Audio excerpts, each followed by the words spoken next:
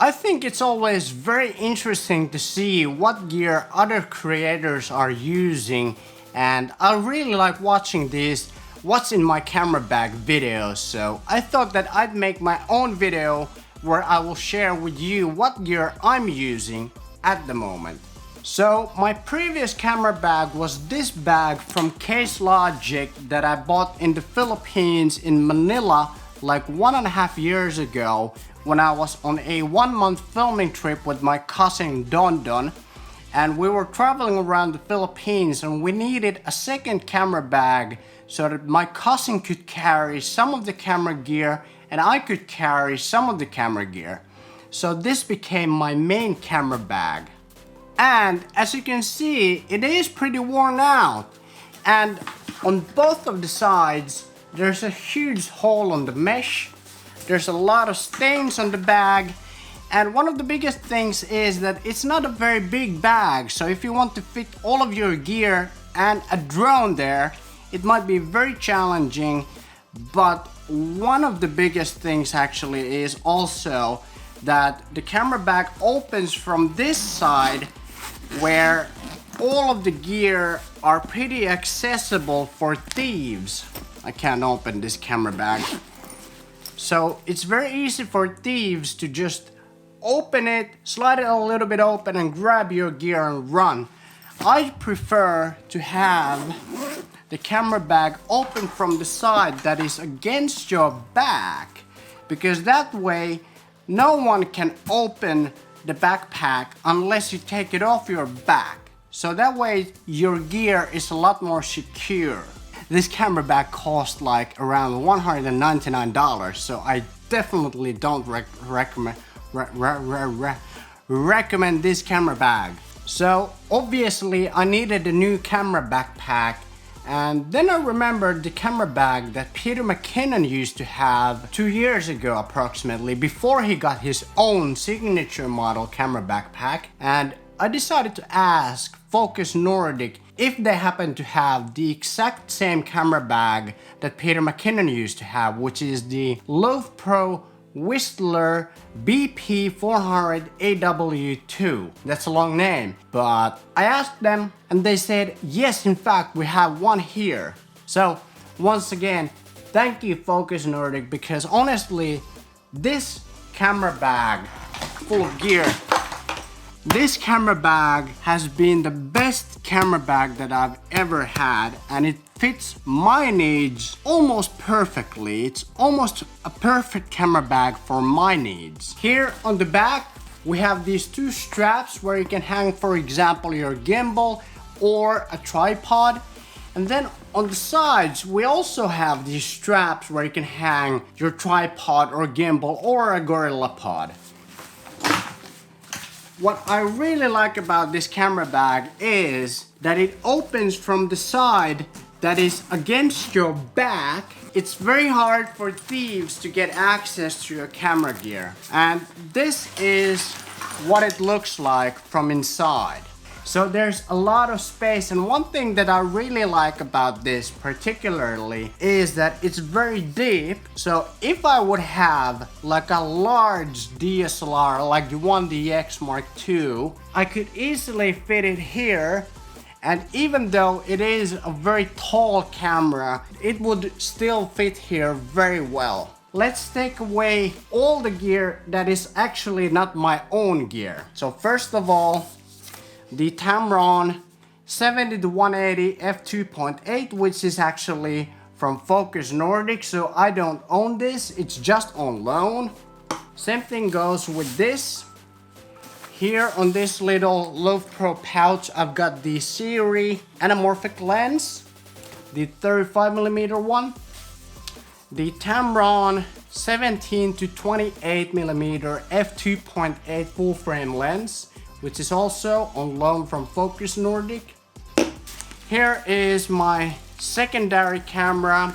This is the Sony A6300, and this is my backup camera, or my behind the scenes camera, or my secondary camera. So I use this if my main camera, which I'm filming with right now, the Sony a6500 would break, I would be using this. And when I'm filming a cinematic sequence or whatever, a B-roll sequence with this camera, I'm using the Sony a6300 as a behind the scenes camera. This also actually doesn't belong to me. This is the Samyang 75mm f1.8, which is a great portrait lens or a lens that you can get amazing smooth bokeh with a great autofocus with both video and photos. So this is great, on loan from Focus Nordic. Then we've got my favorite lens, which is the Sigma 16mm f1.4. This reminds a lot the 24mm G Master f1.4 because this kind of gives you the same kind of full frame look, and it's not too wide and it doesn't distort the image, which is really cool. So I like to use this in my cinematic sequences. Sigma 30mm f1.4. I don't really use it nowadays that often because I've got this 75mm f1.8, and this gives me a lot more compression, which means that there's a lot more background blur. So I like this more than this, but this is this is good for certain situations when you're filming in a tight space, like at home, when I'm trying to get background blur and a detailed shot. So this is great for those kind of situations, and that's when I use this lens. And on this pocket over here, I've got my ND filters. The first one is the Tiffin ND filter, which is my favorite because I know that they've got one of the best ND filter glass available. I really like this ND filter. I had two of those, but I broke the other one. But it was a good thing that the ND filter broke, not the lens, so it protected the lens. And my other ND filter is from Nisi, which is surprisingly good because when I bought this ND filter, I haven't ever heard about this brand, but this one is actually pretty good. Here at the top of the camera bag, we've got this pocket, which is very handy. I've got my scarf, just in case if it's too cold in the winter, to keep my camera's batteries, spare batteries, my screwdriver. Then I've got the pouch for my memory cards, power bank so that I can charge my batteries on the go, cable for charging my batteries, and some Velcro, smartphone adapter mount if I want to adapt or mount my smartphone on a tripod or a GorillaPod if I'm vlogging with a smartphone. So what I really like about this is that it has this pocket where it can easily fit a laptop, and what I usually do is I also put some extra clothing there, an extra jacket, an extra sweater, whatever I feel I need in that particular moment. For example, if I need to go film outside and I want to have, just in case, some extra clothing if it gets more cold. So I really like this extra pocket here in the back.